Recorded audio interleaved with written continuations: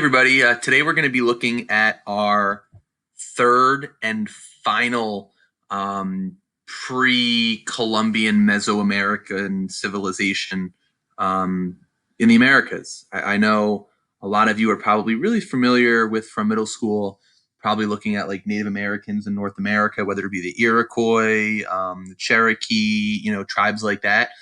Those are all things, those are all pre-Columbian civilizations that you'll be looking at really when you get to 11th grade and you do U.S. history, because those are really more focused on, the U.S. So we're kind of taking more of a global approach here, looking at really Central America and South America. So today we take a look at the Inca civilization. Again, this is our third and final civilization that we're going to be looking at in the Americas. So the image to your right depicts the Inca city of Machu Picchu.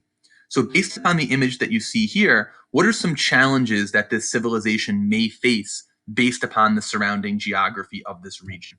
And I think you can clearly see this is a very mountainous location, which is very difficult, clearly, when you're trying to not only build, but also farm.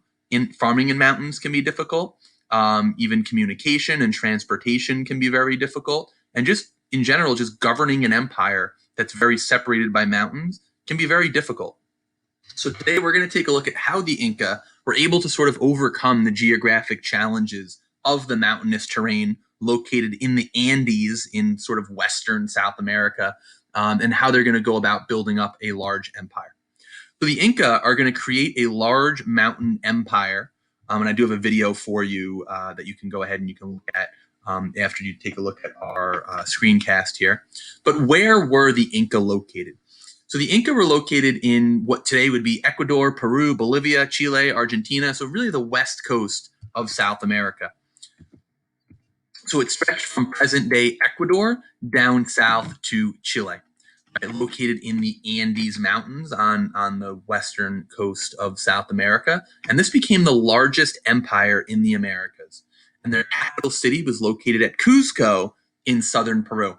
Now, for some of you, Cuzco might be a familiar sounding name, and that's because Cuzco was the name of the emperor in the Disney classic Emperor's New Groove, right? And Emperor Cuzco and his civilization, it obviously is a cartoon. It's completely and totally made up, but the location, the physical location of that movie is centered on and based off of the Inca Empire and very mountainous terrain. And again, even simply the emperor's name, Cuzco, was named after the capital city of the Inca Empire. So just a little fun fact there. Don't leave here thinking that Emperor's New Groove is a historical fact. It's not even close. But the setting was based upon the Inca Empire.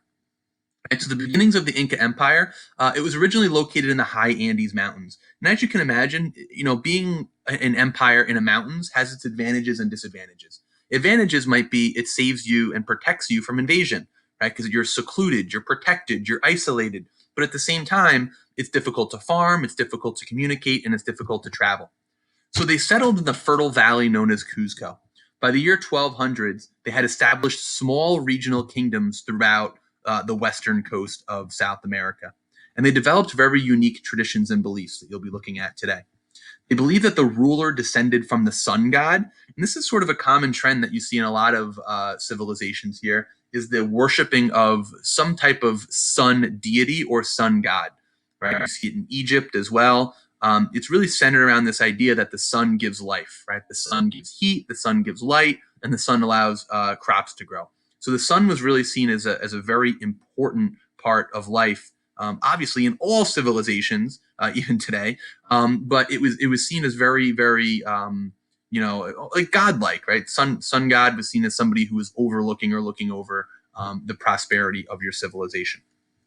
Okay, so the Inca government was effectively able to create unity by dividing their empire into smaller units. So by dividing up an empire, but also maintaining a larger, again, think of like a federal government kind of ruling smaller states, it helps to unify and effectively rule a large empire. The Inca were known for their extensive road system. And you can see over here on the right, obviously going up the side of a mountain is very difficult. So roads are very, very important, right? It's very important to be able to travel from the fertile valleys down below to the high mountainous peaks above where many people lived.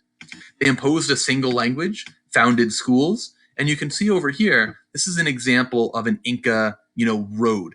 And I wanted to show this to you because, when we say, a road system, I don't want you to think about interstates like we have today, right? These are pretty primitive road systems, but for their time, they were, very, very important and very, very effective. So these are kind of the pads and the road systems that would connect the different city states within the Inca Empire.